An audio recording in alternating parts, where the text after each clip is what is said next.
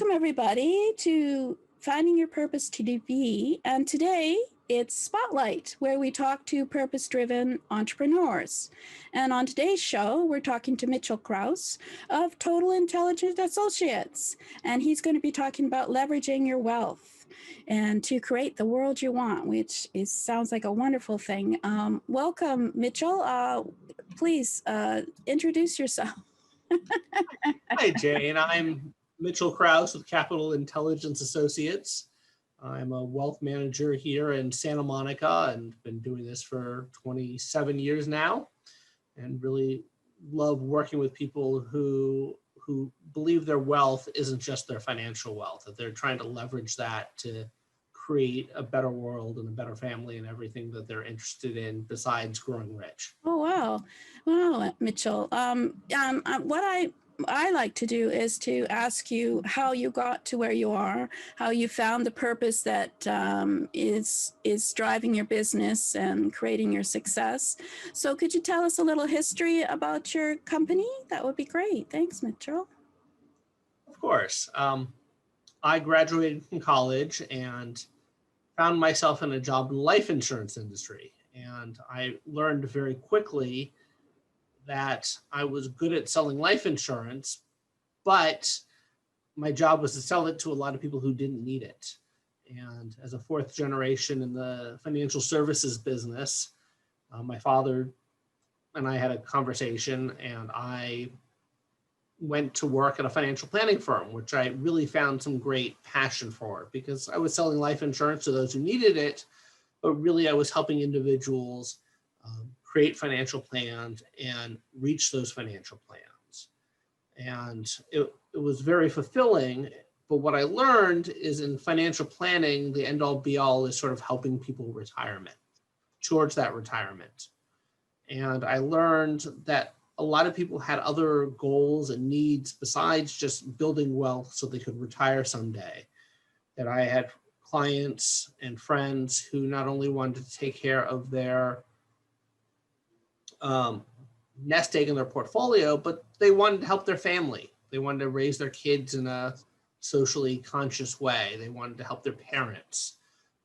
More broadly, they wanted to help various organizations, whether it's their church or their local nonprofit, and that their wealth wasn't, in the financial planning sense, designed to really leverage for those causes. And then I have other clients who really cared about the world, whether it's political reasons or environmental reasons.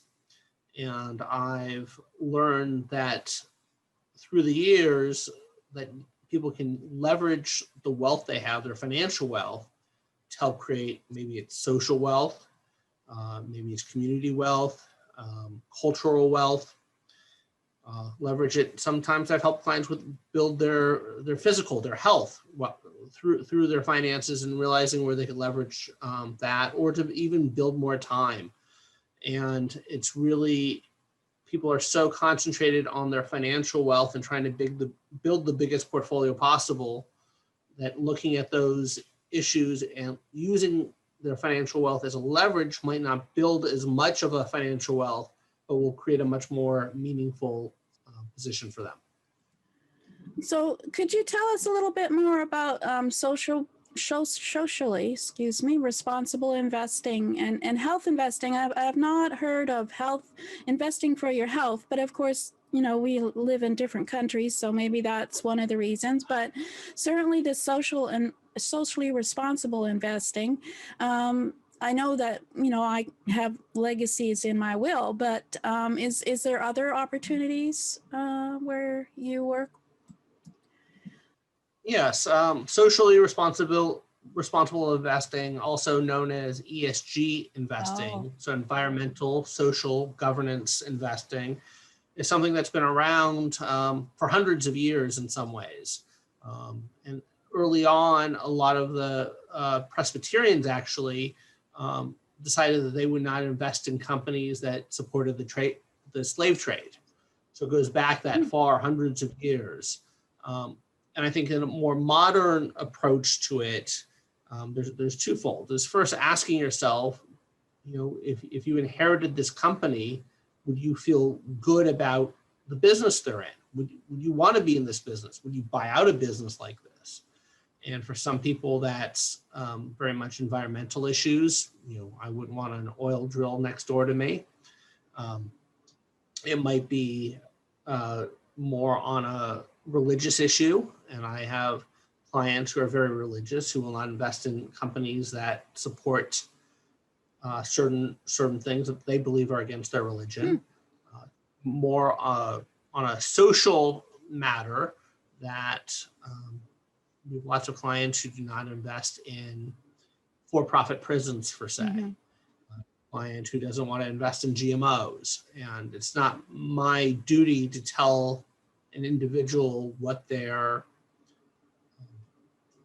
purpose is and what their values are, but it's to work with them to figure out what their values are and make sure that their financial wealth matches those values.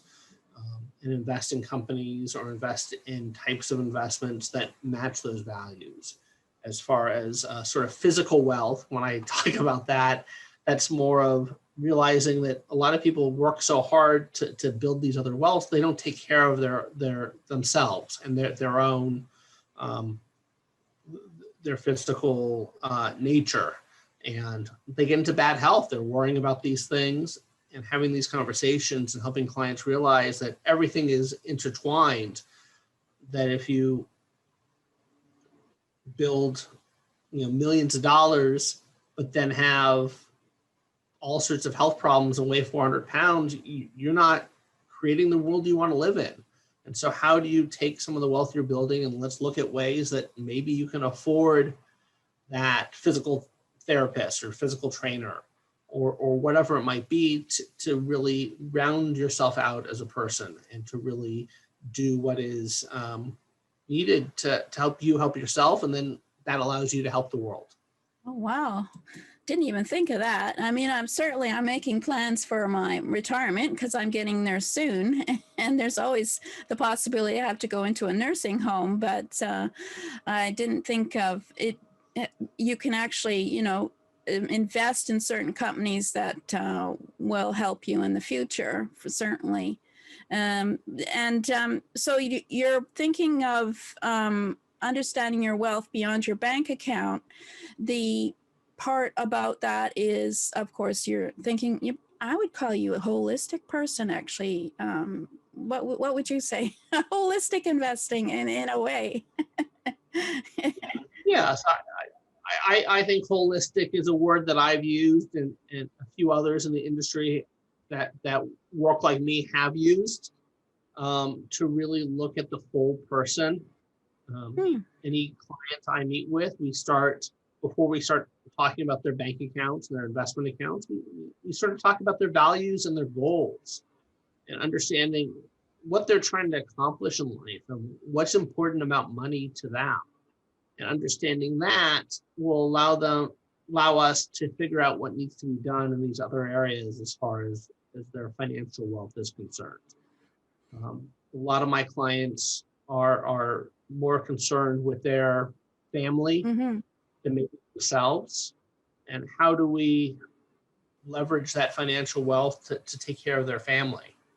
And for a lot of people, that's just paying for their kids' college.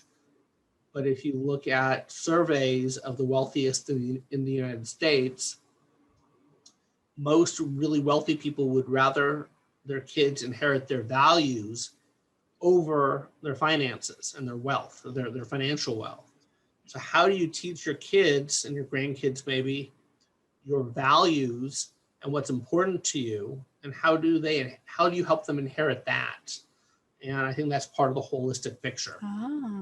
Yeah, for sure. Yeah, definitely. And as I was mentioning, of course, I have a few legacies in my will, and I'm sure you speak a lot to your clients about leveraging their wealth in order to make the world better. And I was just wondering, so besides religious organizations, do you do a lot of research on charities to make sure that when they are, actually investing in things, that it will actually help that charity? Or, you must have to do a lot of research on things other than the stock market. You know, my expertise isn't picking the greatest charities. I'm probably better at it than most people, because I do spend a lot of time thinking about it and guiding clients through how to do that, depending on the client and their needs. Most come to me with sort of causes they care about and that they really have a passion for, and they know who they want to give to, and I help them leverage those gifts. So when they're looking at how much they give, how much impact they have, how do they leverage it after taxes, how do they leverage it against their portfolio, making sure that there's enough money for the organization and for them.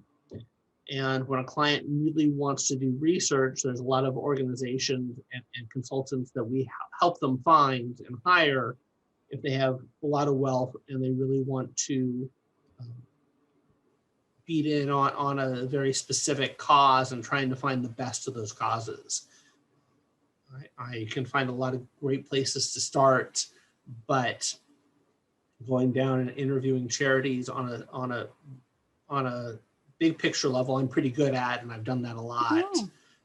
To get into the very specifics, that's not my expertise, and we believe that part of working with a client is no matter how smart I am, no matter how many designations I have an Ivy League degree, there's so much more I don't know than I do know. So working with other experts, finding the people who fit the needs of our individual clients that can bring in, whether it's tax help, whether it's, again, bringing in and helping them find that perfect charity to really do what they want to do, and really say, you give a little bit to a big charity, you're a drop in the ocean. You give a huge amount to a small charity, you can override them and overwhelm them. So it's finding that balance of what you're trying to do, how you're trying to do it. And there's so many great organizations out there. And the bigger questions I have with donors and clients is, what are you trying to accomplish? And that's the hardest question for most people, because they don't really know that they want to help, here in Los Angeles, the homeless situation. But what does that mean? And asking people more and more questions, you get very, very different answers. Yeah, that's great. That's great, because you get so detailed in down into getting the way to use the most return for their money, because that's obviously what I try and do is look at all my charities and make sure that they're using less money on the administration and more for their cause, and because I want to get a better return. So what, obviously the charity is how the money is, as they say, given away, but how do you get them to increase their returns? And you make a plan, so you create a legacy plan. What would you say in general you would say a legacy plan is for them? Because of course the charity is the money being given away and not being made, as they say. We see, when we look at any client's legacy, as three main areas of concern. First is their immediate, is their family. How do you give money? How do you prepare the next generation for inheritance? How do you teach them your values? How do you take care of your parents or an older generation if that's what's needed? Two is philanthropic planning. We have plans for each of these, and we sort of create sort of like a stoplight system. Here's green is what we're accomplishing now.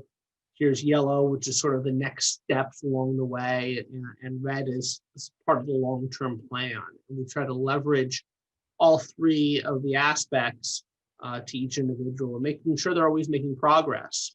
So that second step with the charities, what we look at is sometimes to look at different assets and say, okay, these assets are good to give now. That by giving this stock you bought 30 years ago, now you can get a great tax deduction and not pay appreciation on that stock that made so much money.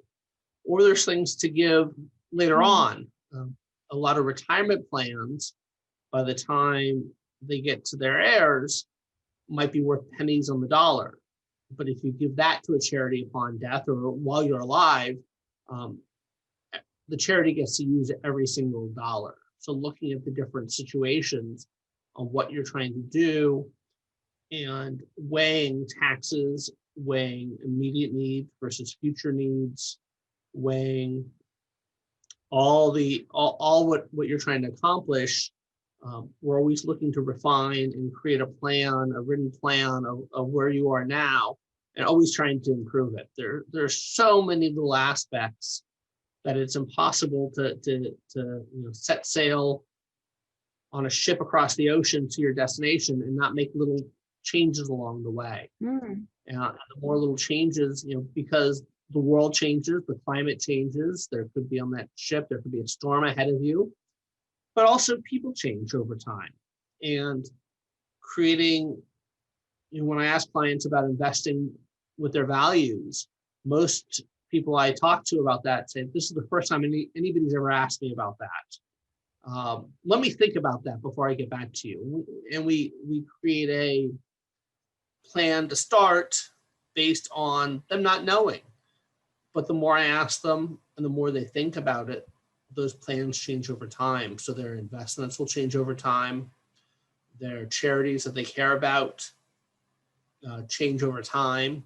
How they want to give and how much they're able to give changes over time. So it's a never-ending process that we love to create a financial plan with all this information, but it's almost out of date by the time we give it to a client because the world changes and they change. And that's sort of the fun part of what I do is helping clients define who they are and what their wealth can help them create and help them be. Yeah, for sure. You have a long-term relationship, I know, with them, for sure, because I know we've had a long-term relationship with our financial investor, and you're right, things change. And so I'm going to ask the question about the pandemic and how you've managed to ease everybody's fears about what's been happening this year. And I think you have no problem doing that, I bet, so for sure. Yes. It's been an interesting time, and here in the U.S., the market dropped huge amounts in March and then came right back. One of the things about what I do is that we are, by nature as humans, not rational. And my job is to help people make rational decisions in irrational times. And I like to describe it sort of, I know people who have driven home drunk and made it perfectly safe. And I've known people who've driven, hands on the steering wheel at 10 and 2 and drove in the speed limit and gotten some horrendous accidents. Bad things happen if you do the right thing, and good things happen if you do the wrong thing. But more often than not, you do the right thing over and over again, you'll get better long-term results. And study after study says, you can't time the markets. You can't, figure out when it's going to be at the bottom and when it's going to be at the top. And the biggest thing for me to do for a lot of my clients as far as building their financial wealth is having them do what is very uncomfortable at the right time, because it's logically is the right thing to do, and statistically the right thing to do, no matter how bad it feels. Every day it seems that a client comes to me and says, the market's going to fall apart, let's sell out now. And I can tell you the couple of my biggest regret in the industry in my 20-something years is the couple of clients who sold out during the crash of 2008. Right. Who I told them, look, be patient. They sold out in 2009 generally. And those are the people who had really hard time recovering. Those who rode through it weren't happy, but they built that wealth from there, and it continues growing. And you just can't determine what that is and when the bottoms and the tops are and writing through proves to be the right answer. But also with COVID, I have found that many of my clients have been more and more concerned about different causes. When you were talking about charities earlier, and things that they thought were important before, and maybe it was their university or something, you know, in their community, their giving has changed, and they might be giving more to food banks, or they might be more worried about the homeless situation, or they might be more worried about medical research and various things that can change in this world. I know a lot of people, as they've seen their communities and the people they care about at the restaurants they go to, Right. or other causes, realize that social inequity is more of a cause that they care about, as they see their friends who are professionals doing just fine through the pandemic, but then see the others who are struggling to begin with struggle even more. So the causes they care about have changed through the pandemic.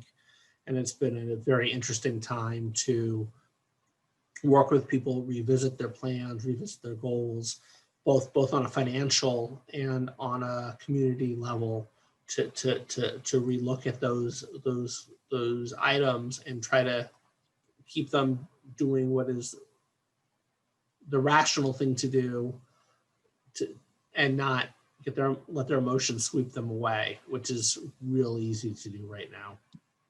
And I think that's also a matter of them trusting you. I think that's your relationship is the most important part with them. And yeah, with this time, I know it's there are pulls to help others. So it's great that you can change their plans for them so quickly, and you know, get them if they're concerned, reassure them and all that kind of thing. I know we've had a few reassurances here, but yeah. And just like the careful driver who gets in a car accident, I won't always do what I recommend to clients won't always work. Mm-hmm. They need to know that, but I'm going to do for them, and they need to know that they can trust me to do what looks to be the right thing.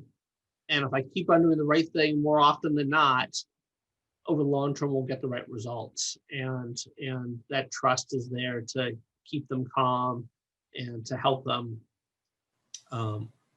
keep that, you know, final, going back to the ship analogy, that keep them reminded their final destination. And there might be a storm along the way, and there might be winds, and there might be calm periods where the sails won't work. But if they keep the long view on their destination, I will help them get there. Wow, that's a great analogy. And if I had that analogy with my financial investor, yes, they would be really reassuring me.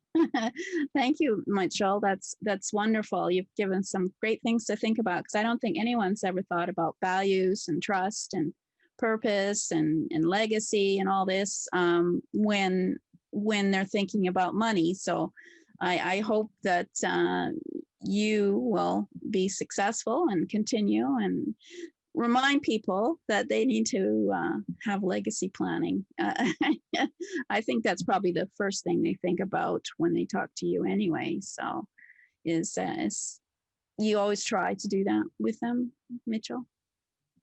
Yeah, you know, I think, again, when we changed our practice about 10 years ago to look at legacy planning, our practice was very generic 10 years ago, and we sort of tried to be all things to all people. And I think where we are now is that we are great advisors for a select few who have these concerns. And I'm not the right person for a lot of people. And I don't try to be the right person for everybody. I really try to find people who have things that they care about. And I get referred to people who have lots of financial wealth but don't care about much anymore. And I generally tell them to go elsewhere. And I've some clients with less financial wealth but really want to change the world. And you know, that's what's important to me, is working with people that I can take my skill set and really make a huge difference to them and really to those they care about and the causes they care about. Well, I'm so pleased that you came on today, Mitchell, and that we could talk about purpose and value and legacy.